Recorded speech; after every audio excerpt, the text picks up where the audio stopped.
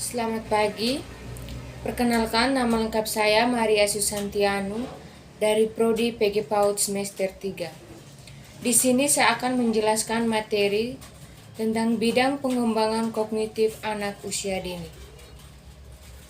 Bidang pengembangan kognitif anak usia dini atau AUD. 1. Pengembangan auditori anak usia dini. Pengembangan auditori anak usia dini merupakan pengembangan kemampuan anak usia dini dalam mendengar yang melalui proses menerima kumpulan bunyi, kosakata atau kalimat yang memiliki makna dalam topik tertentu. Kemampuan mendengar anak usia dini memiliki beberapa tingkatan, di antaranya sebagai berikut. 1. Mendengar bunyi-bunyi tanpa membekas dalam pikiran. Yang kedua, mendengar setengah-setengah.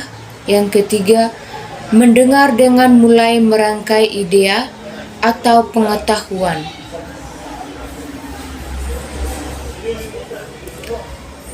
Tujuan pengembangan auditori anak usia dini adalah memperoleh informasi dan dapat berinteraksi dengan lingkungan.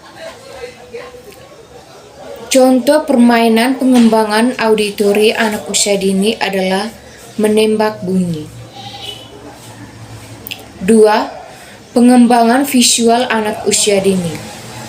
Pengembangan visual anak usia dini adalah kemampuan yang berhubungan dengan penglihatan, pengamatan, perhatian, tanggapan, dan persepsi anak terhadap lingkungan sekitarnya.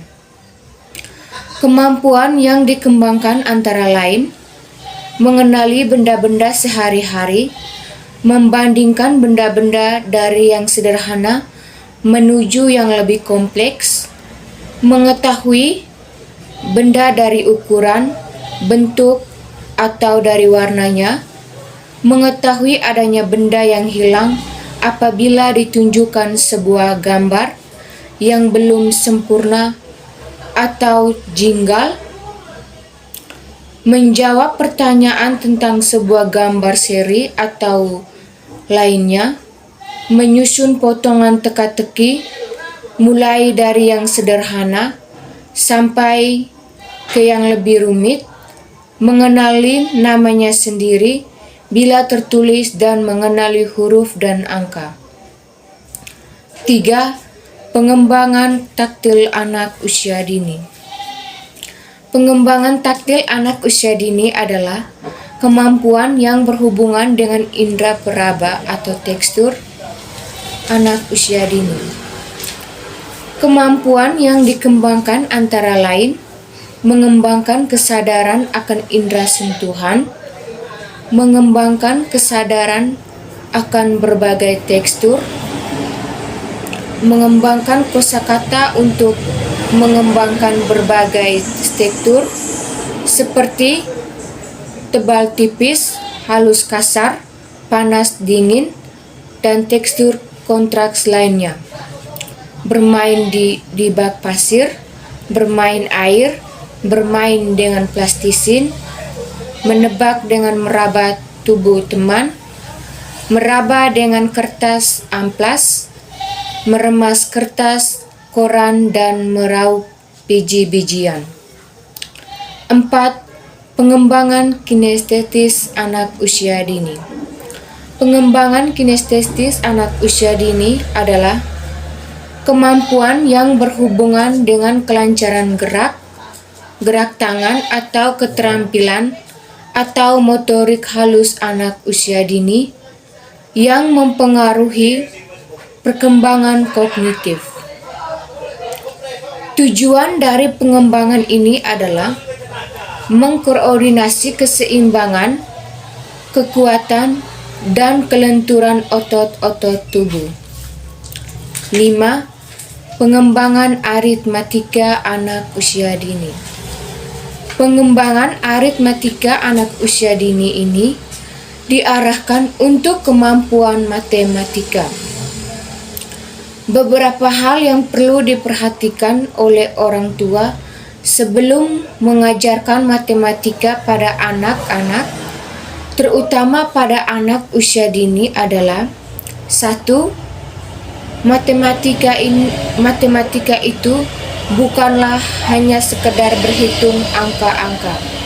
Yang kedua, matematika adalah bagian dari kehidupan sehari-hari dan bukanlah sesuatu yang abstrak. 3. Untuk membuat anak usia dini cinta matematika, orang tua tidak boleh takut pada matematika. Yang keempat, belajar tidak harus dipisahkan dari bermain. 6. Pengembangan geometri anak usia dini. Pengembangan geometri anak usia dini. Pengembangan geometri anak usia dini adalah kemampuan yang berhubungan dengan konsep, bentuk, dan ukuran. Adapun kegiatan yang dilakukan antara lain: 1. Mengukur benda dengan sederhana. Yang kedua, menggunakan bahasa ukuran seperti besar, kecil, panjang, pendek, tinggi, dan rendah. Yang ketiga, menciptakan bentuk geometri dan lain-lain. Yang keempat, memilih benda menurut warna, bentuk, dan ukurannya. Yang kelima, mencocokkan benda menurut warna, bentuk, dan ukurannya. 7. Pengembangan sains permulaan anak usia dini. Pengembangan sains permulaan anak usia dini adalah kemampuan yang berhubungan dengan berbagai percobaan atau demonstrasi sebagai suatu pendekatan secara saintifik atau logis.